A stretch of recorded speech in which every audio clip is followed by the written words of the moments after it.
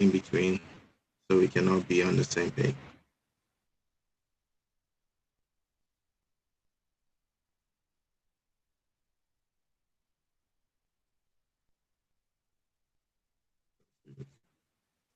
Okay, so I'm starting with the list I have here.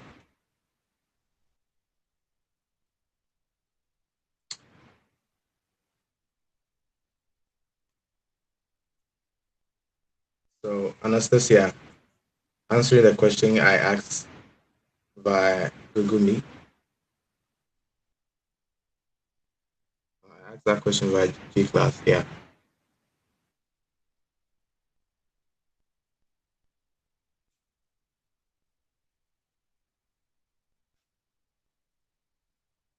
Okay. You can type. Yeah, you can type. Sure. All right. Whilst you're typing, Biniam.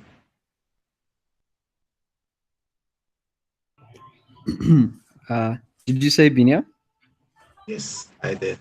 Okay. So good afternoon, everyone. As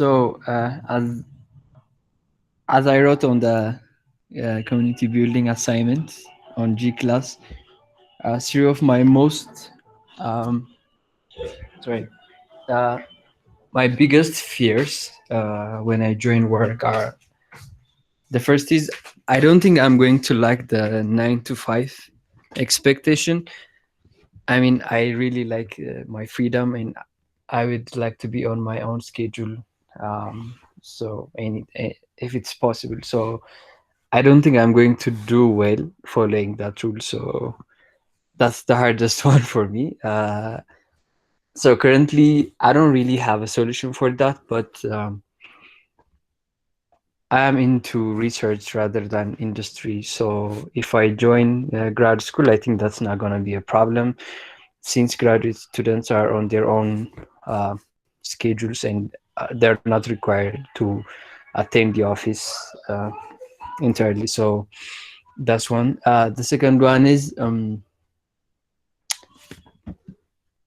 uh, so I'm afraid I will be doing something that benefits a specific company and not just society as a whole. So, for example, if I work on for some company and I'm doing a good job raising money for that company, I don't think I'm going to like that. Since like I would also love to do something that can improve lives of the society. So that's my second fear. Uh, the third one is uh, if my job or the role I have at the company is not satisfying, that's going to be a problem for me. I mean, like you can always do some other jobs that are like way more satisfying than the one you should be doing. So if I find my job not satisfying as a whole, I think I will even consider changing tracks in my life. So that's the two of my biggest fears about joining a company. All right. Thanks for sharing it. I think in order for us to also find a way to navigate through the process of being able to confront your fears, one of the things that might be helpful to you or anyone who might have similar experience as you think you are. The first one, 9 to 5.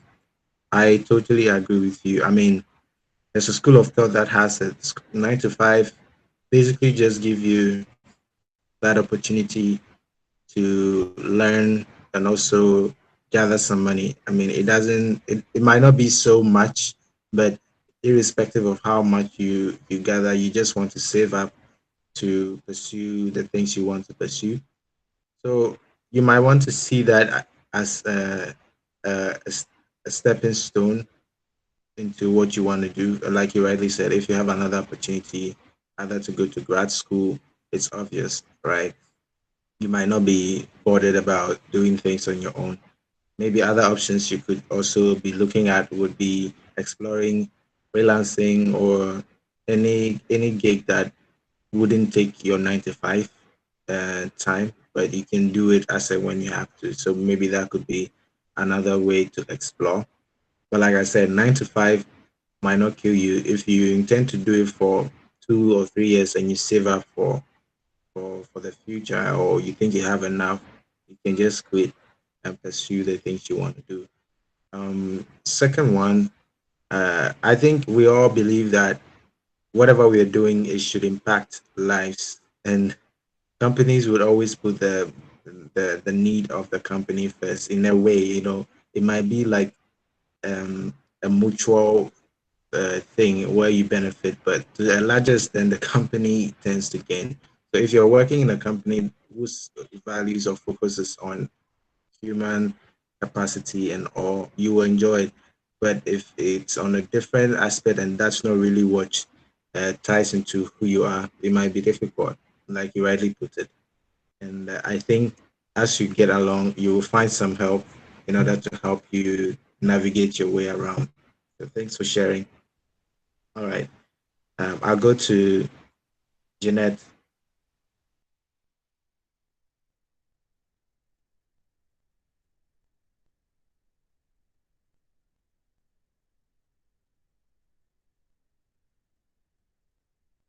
All right, sure. Emmanuel.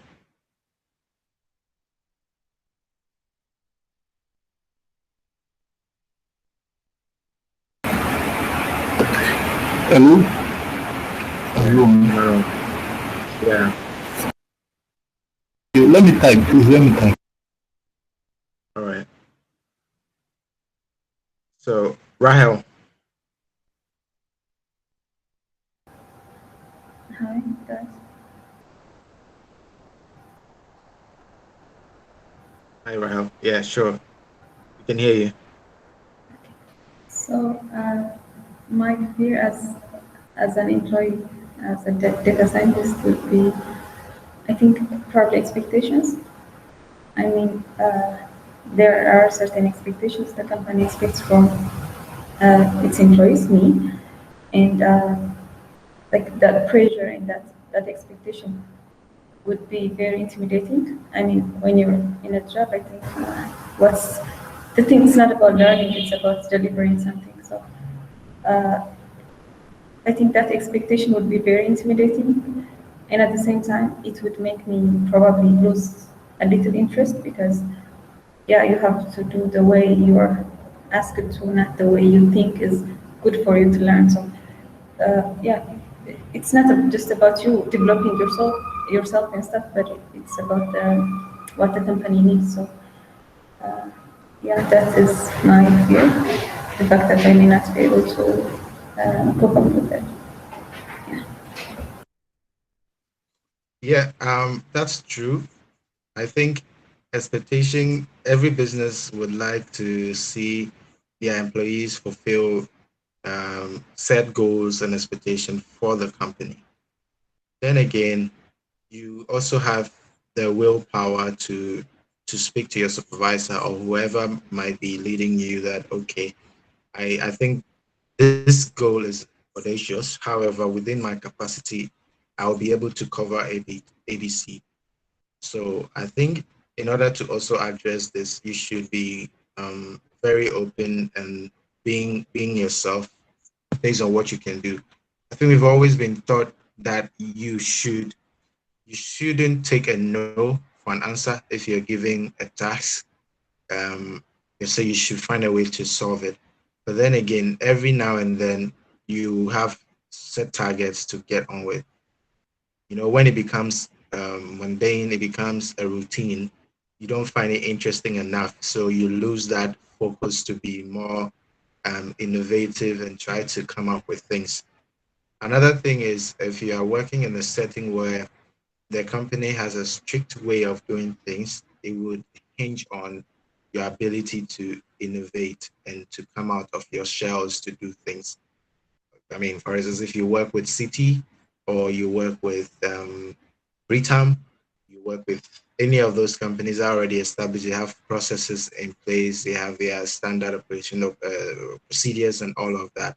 Just need to follow through. But if you're joining a new company that just started off from ground, you have more room to grow. So you also need to identify which of them you would want to go for. An already established company where processes are already laid out for you, yours is just to follow through and make some amends as and when, or you join a new company altogether where you are part of the process, where you also share your thought, you set up a session, or you set up how do I call it, a team, and run it. That also depends on you. So I'm really glad you shared that experience, and I hope with this feedback, you're able to pick things to navigate your way around expectations and breaking them down based on what you can do. All right, Brown. Okay, so Yes, yes, move thank you to. so much. You're welcome. Wamuyu.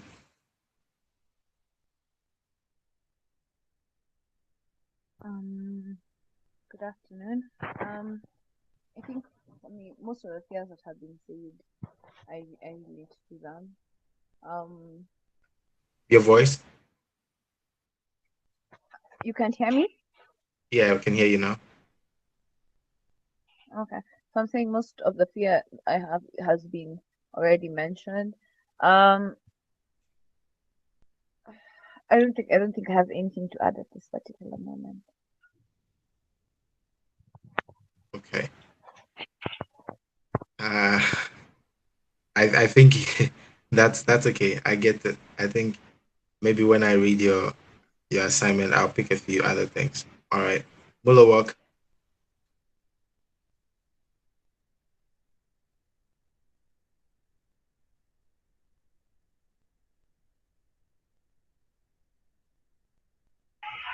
Hello, can you hear me? Yes, we can. Okay. Um, to be honest, it's my first time to attend the CBA. I don't know, actually, I guess you are discussing on the assignment you have posted earlier on the classroom. So as here I hear from Rahel, the biggest intimidation is uh, where the companies suppose we are mainly focused on what we are delivering, not what we are progressing more, maybe not that. So more of my time we are on the school for the long time, so we don't know have any experience working. So that may be for interviewing the first time, in attending the first date in the company, and the other stuff is so much intimidation for me. Like the rest is, as others mentioned earlier, the same. But the first big intimidation is attending the first date at the company, and presenting in the interview, and maybe presenting what they assigned for us, and so much. So the first pause would be fear for me. Thank you. You're welcome. I mean, thanks for sharing that. I think that's everyone's biggest fear. Can I maybe I can share this experience? I don't know how it fits in, but for some time, personally, in my case, um, I've always been working in firms that have started off, not like a fully established, like big giant firms like I would mention Britam because it's in Kenya, City, which is a financial institution which is spread across, or maybe Walmart or any of those big corporations that already are established, they have their systems in place. I see myself as a self starter. I believe that I have what it takes to get things going, more entrepreneurial and more, I mean, thinking, you know, on the get go. So if you analyze yourself based on your strength, based on what you're able to do, that also gives room for you to choose which work setting you want to get yourself into. I don't mind getting into Google. I don't mind getting into Amazon. I don't mind getting into any of those companies that already established that have their systems in place. But with over time, if you don't find fulfillment, with what you're doing, you will give up as soon as possible. Like you see people enter into it, maybe 2 or 3 months, then they say, "Well, I'm not feeling comfortable. I need to find something that connects with me." So you would face that first of targets for the week or targets for the month, where you'll be demanded to give update as and when, depending on your role. And as a data scientist, either you are within the data mining or visualization or whichever space you want to be in, you need to up your game and have what it takes. Like I said, whatever expectations you might have, you should be able to break them down and see what approach, how do you go about it, right? That way you would see that your stress level is quite manageable. Not that you won't have it, but you would be able to manage it in a way that wouldn't tow you down or break you down, because some of the roles require that every day you give updates, like every blessed second you give updates. So if you are in a setting that doesn't require that, that doesn't mean that you shouldn't. You need to do that to help you stay grounded and measure your growth over a period of time. Because when you're applying for new roles, they might require what was some of your achievement in the past. They would want to know. So if you are able to quantify, oh, from July to September, I was able to upload 500 videos onto YouTube. I mean, they'll be like, wow, this is quite because you were tracking your progress. So being able to quantify whatever you do as part of your expectation process would also help. I hope I've been able to inspire you on Muller Walk.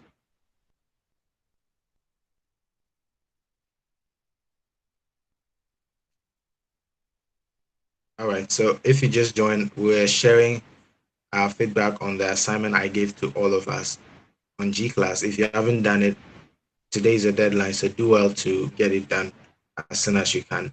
So you're sharing your fears as a data scientist into in the job market, and what solutions or possible solutions have you thought of using to address it. So I can call on Ilikura to share his fears with us. Hello. Hi, Ilikura. Yeah, good afternoon. Good afternoon. Okay, can you hear me? Yes, we can hear you. Okay, thank you. Yeah, so basically, my fears, I think I need to learn more. That is just one thing. I think I'm scared that I don't really know much. Anything. Though I think 10 academia I've tried, like the challenges actually pushed me to learn more, but scared of like there's a difference between answering the tasks or the challenges, and then you can getting into the industry, and nobody's giving you any direction. Like, okay, you have to do this, you have to do this, you have to plot this, you have to look at this column and stuff like that. So that is just my fear, though. The challenges have been wonderful. Like I've been able to tackle some of the challenges that have been fine, but getting into an industry and nobody's telling you, okay, you have to do this, you understand? Like, if yes, like maybe the expectation might be much and I might not really be able to deliver. But I believe in myself, like, I know that at least I've done some things, I've done some research. Because this week, challenge actually made me to know that at least I've done some things. Because in week one, when I was doing the Twitter challenge, I was scared, like, will I be able to remember this stuff and stuff like that? But during this week, going back to mine the data, it was quite easier for me. So I think the thing is, once we get into the industry, most of these are fears. I don't know. I hope it gets cleared up and we don't over pressure ourselves. That's just one thing. And I'm still scared, kind of like maybe that's kick out. I'm trying to. That's why every day I try to learn something just to. I don't know. So I think it's just quite something. So, Hmm. Right. Yeah. Thanks for sharing. I think, like I already said from the beginning, expectations will come. I think first of all, when you get accepted, you go into the interview and you pass through that stage. What is next is your letter for starting off the job. You get your acceptance letter, more like letter telling you, okay, you've been given the role, so this is what your responsibilities are. I think when you read it for the first time, and you see that this is more than what you think, and that is where you have to take a lot of deep breath to see how do I address this. And that's why all the things that we have been taught right now, or all the processes that we have been encouraged to go through, are to help us become better. So we should be able to find a better way to address this. And like I said, if you have any challenge, there should be someone within your department that you can talk with, someone that knows what you are capable of doing, someone that can vouch for you. That way you won't be found lost in any way. Okay. So now next person is TJ Olashore TJ Sunimi. Oh, did she just leave? Okay, maybe network. I hope she comes back. Wow, interesting. All right, so all of us have shared. Let's just hold on for a few minutes. Emmanuel, say you're going to type, so if you could type, that would be great. Um, we just wait to see if Bessie and then okay, TJ is back. Okay, sorry. Good afternoon, everyone. I don't know what are we talking about. TJ, I thought you were listening. We're No, no, no. sharing our. I joined like not too long ago, and That's Jeanette shared okay. the link. Yeah. Yeah, so we were talking about the assignment I gave you on G class. Make sure you get it done if you are yet to. Talking and sharing your fears as a data scientist into the job market for the first time, or what are some of the approach you would want to put in place? Can you turn on your video if you're able to? That'd be great.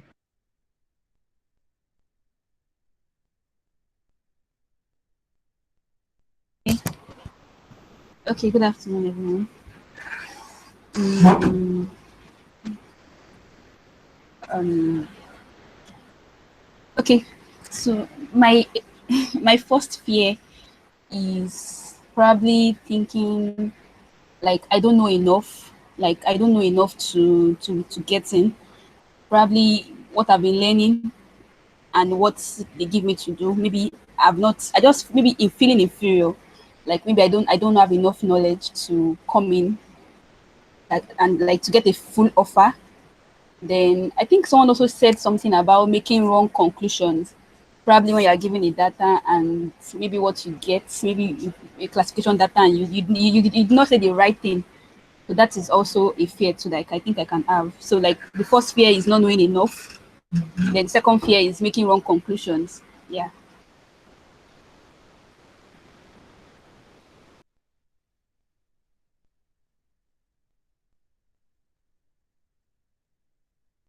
So thanks for sharing. And I think one of the things I haven't mentioned, which most of you might be aware of, has anyone heard of imposter syndrome before? If you have, you can comment in the chat box that you have. If you've heard of imposter syndrome, comment yes, I have. I want to hear from all of you. If you haven't, say no, you haven't. Imposter syndrome. If you have, yes. If you haven't, say no, you haven't. I want us to quickly do this quick poll to see how many of us keep dropping them. If you have heard about imposter syndrome, drop. If you haven't, let me know. The question is, have you heard of imposter syndrome? Do you know what it means? If you have, do. If you haven't, please do do comment right away. Okay, so I'm counting about four four people responding.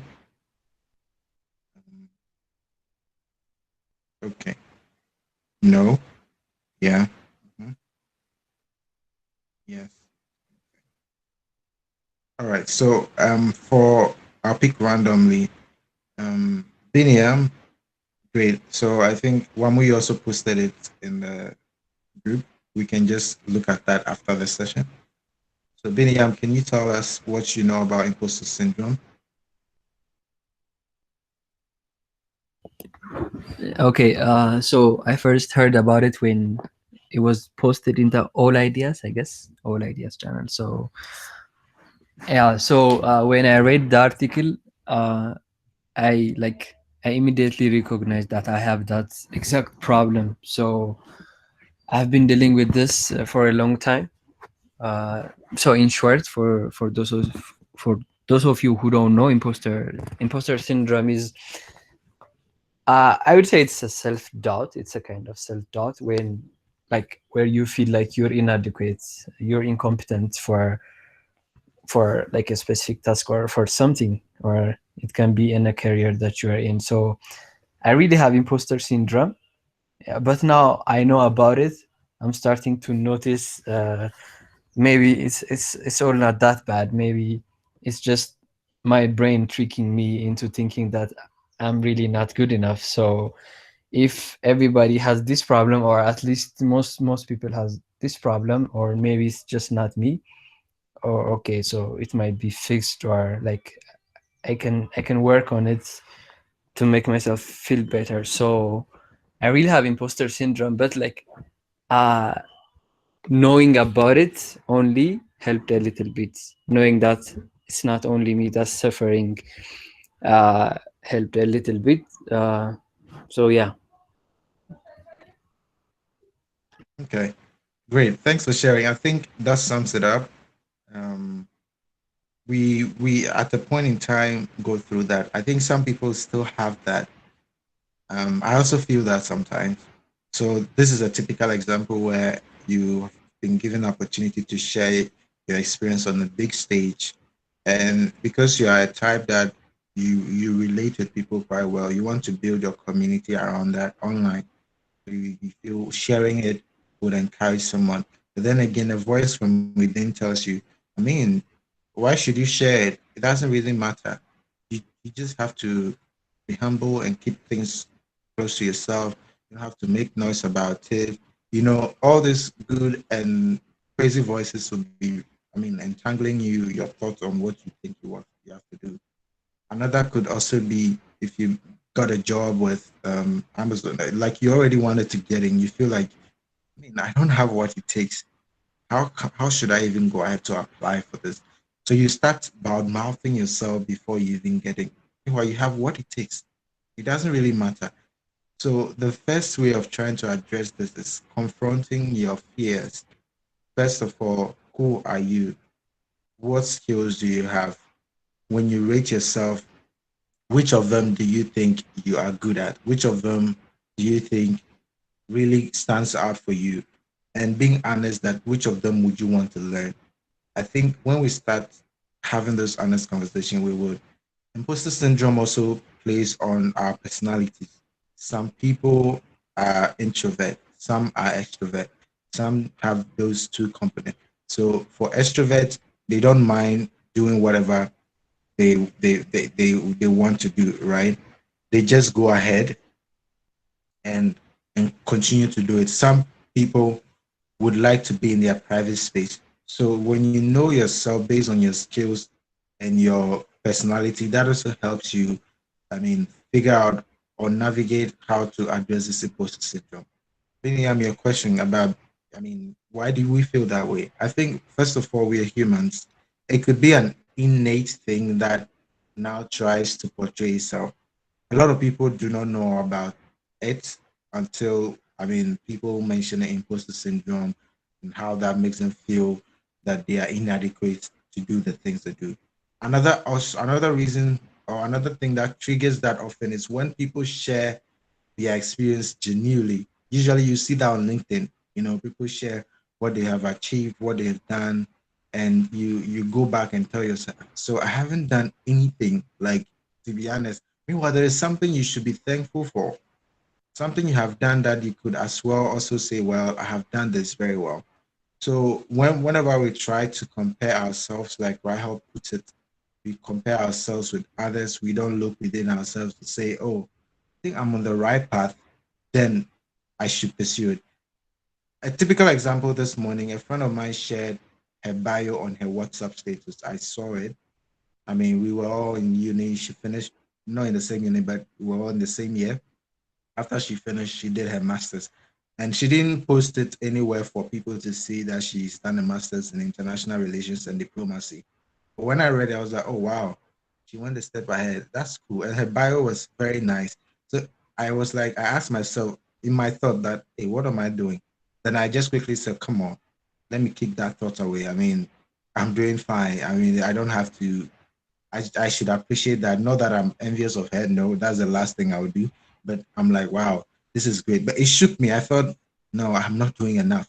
So to some extent, we need to navigate our way around imposter syndrome. It should rather be a good thing in terms of it should be healthy to have that thought that, okay, am I doing the right thing or am I doing the wrong thing? How do I make it work? So people are unaware of it by just hearing about it now. They say, oh, that's what imposter syndrome is, because they feel that way, but they don't know that's what it means. So now knowing about it gives them that self-awareness. So in other words, we ought to limit, or we ought to avoid comparing ourselves with others. We are all different beings. There is only one Biniam in the world. We can have another Biniam in a different province or a different state in Ethiopia or wherever, but you are so unique that no one can take what you have from you. So you should value what you have and try to see where your shortfalls are and improve on it. We need to take that seriously. If not, it will break us down. To be honest, it would break us down. You know, people are the age of 27, they've bought mansions, they've done this, and you're like, you're also similar of the same age, you haven't done anything. You might end up committing suicide, or you might end up going where you probably do not know where they have been. So we need to ask ourselves serious questions to navigate our way around this so that we can be on the same path. People are looking up to us, they get inspired by what we do. So that alone should encourage you to know that you need to be on the right path. You don't need to look at what others are doing to distract you, but you can learn a thing or two if it's a right thing they're doing. All right. Would someone want to add something or want to ask a question? I hope this is getting interesting. If it is, please do comment.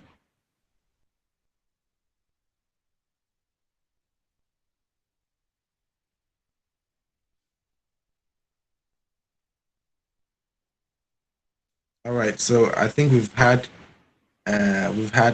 done so much at this time. I'm super excited that we've had this conversation. For those who have missed, um, I would be glad if we can share our experience on today's session with them on the Slack channel on our platform. Let's try as much as possible to share that. That way, they would also get to learn. In the same vein, I will put up a post and share that. Sorry, I said, is it a post? No, I'll put up a pool so we can decide for our next activity next week. We can have a workout session where we all turn on our cameras and then listen to music and perform some quick workout, right? All right. Any question or any idea or anything you want to share that we can head off?